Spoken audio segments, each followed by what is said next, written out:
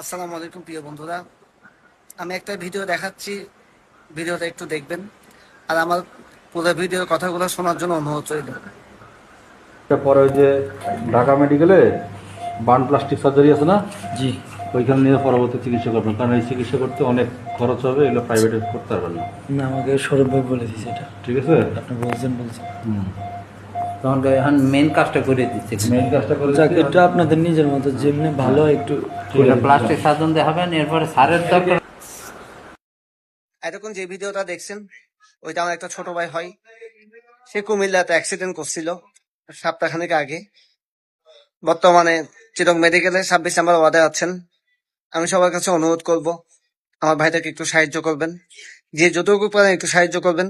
কারণ তার পরিবার মধ্যবিত্ত, তার বাবা সিএনজি চালায়, তার বাবার পক্ষে 5 লক্ষ টাকা সম্ভব না। ইতিমধ্যে 2 লক্ষ টাকার মতো খরচ করে ফেলেছেন তার বাবা তার চিকিৎসা, কিন্তু আর 3 লক্ষ টাকার জন্য তার বাবা তার চিকিৎসাটা করাইতে পারতেছে না। আমি সবার কাছে আকুল ভাবে আবেদন করছি এবং অনুরোধ করছি এবং মিনতি করছি, আপনারা যে যতটুকু পারেন তাকে সাহায্য করবেন।